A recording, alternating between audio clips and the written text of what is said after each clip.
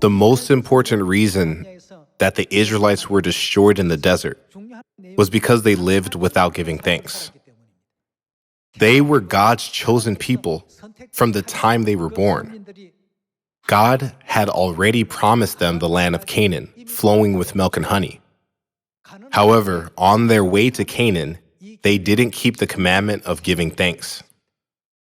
Since they did not give thanks, naturally, they came to look at everything with complaints. Why did God lead us to a place where there is no water? Why did He lead us to a place where there is no meat? Eventually, they had no choice but to go to eternal hell, a world where they could never give thanks.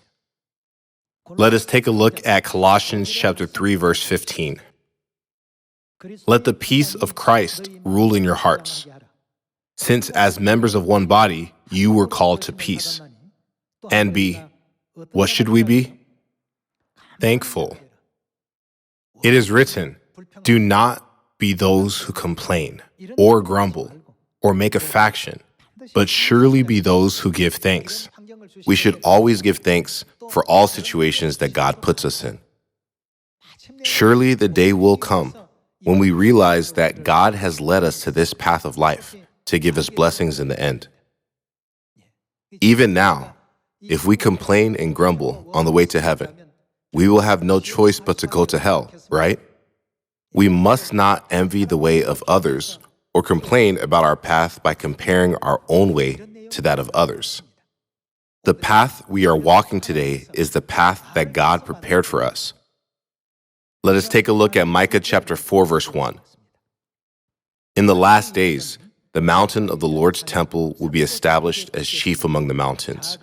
It will be raised above the hills, and peoples will stream to it. Many nations will come and say, come, let us go up to the mountain of the Lord, to the house of the God of Jacob.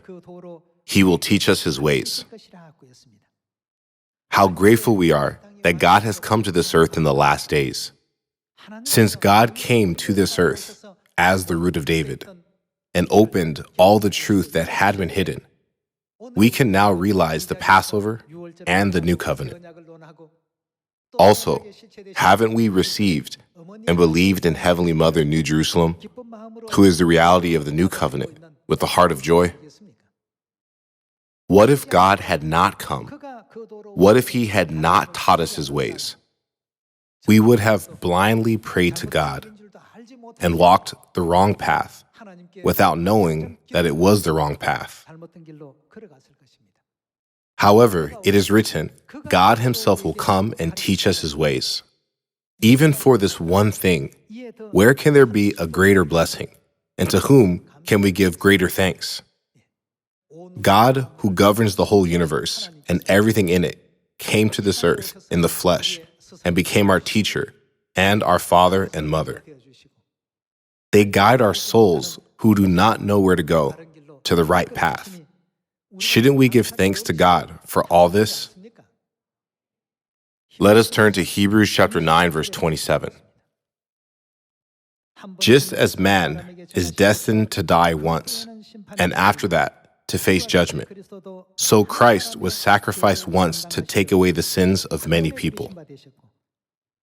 God took away the sins of all sinners and sacrificed Himself once for all. There is no such thing that is done by itself in the spiritual world or the physical world. Only when someone pays the price can we be given peace, well-being, blessings, the forgiveness of sins, and salvation. Think about the effort and sacrifice of father and mother that transformed our life where we can have hope for the kingdom of heaven. Hoping that we will be able to give thanks to God throughout the year, thinking about the grace of God, I would like to conclude today's sermon. Thank you very much.